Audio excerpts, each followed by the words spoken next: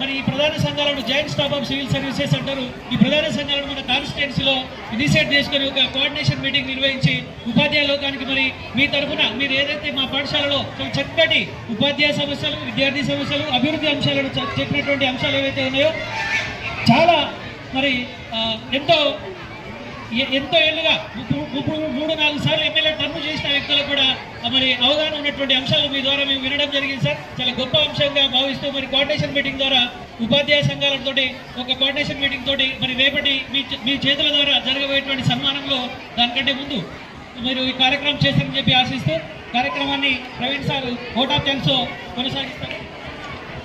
చెప్పింది ధన్యవాదాలు. ఖచ్చితంగా టీచర్స్ డే రోజు ప్రతి మండలం నుండి ఉత్తమ ఉపాధ్యాయులకు ఎవరికైనా సెలెక్ట్ చేసి ప్రతి మండలం నుండి 5 మందికి సెలెక్ట్ చేయమని చెప్పినాను.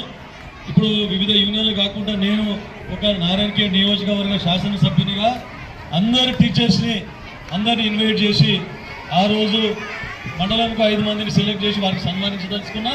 అదొకటే కాకుండా మీరు చెప్పిన కోఆర్డినేషన్ మీటింగ్ అదే రోజు మనం మధ్యాహ్నం ఏర్పాటు చేసుకున్నాం.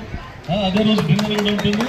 అదొకటి. ఇంకోటి ముఖ్యంగా అందరూ ఎంఈఓలు చెప్పిన మీకు ఉపాధ్యాయులకు ఒక్కరికి కూడా చెప్తా ఉన్నా, మన వెనుకబడ్డ ప్రాంతం మనకు ఈ నవోదయ స్కూల్స్ నుండి పిల్లలు చాలామంది కూడా ఎగ్జామ్ రాస్తూ ఉన్నారు.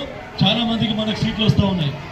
నవోదయ స్కూల్ను మనం శాంక్షన్ చేసుకునే విధంగా మీరందరూ ఎక్కువ మందిని మోటివేట్ చేసి ఈ 5th క్లాస్లో నవోదయకి ప్రిపరేషన్ చేయించి వారికి ఎగ్జామ్కి ఎంట్రన్స్ ఎగ్జామ్కు ప్రిపేర్ అయ్యే విధంగా మన ప్రాంతం నుండి ఎక్కువ మంది నవోదయకి అపేర్ అయితే మనకు నవోదయ రావడానికి ఆస్కారం ఎక్కువ ఉంది. మన 5 నియోజకవర్గాలలో సంగారెడ్డిలో నారాయణఖేడ్లోనే స్థలం అవైలబుల్ ఉంది. వెనుకబడిన నారాయణఖేడ్ ప్రాంతం గతంలో కిషారెడ్డి గారు శాసనసభ్యులు ఉన్నప్పుడు కంటి ప్రాంతంలో అక్కడ మోడల్ స్కూల్ కాదు, ఇది నవోదయ స్కూల్ గురించి ప్లేస్ కూడా చూడడం జరిగింది. దాని తర్వాత క్యాన్సిల్ అయిపోయింది. ఇప్పుడు మీరందరూ ఎక్కువ మంది మన ప్రాంతం నుండి ఎగ్జామ్ రాస్తే మనకు ఒక అవకాశం ఉంది. తర్వాత ఎంపీ గారు కూడా మన స్థానికులు ఉన్నారు.